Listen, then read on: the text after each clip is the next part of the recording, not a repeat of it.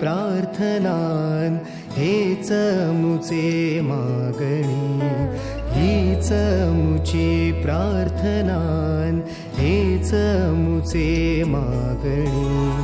माणसाने माणसाशी माणसा सम वागणे,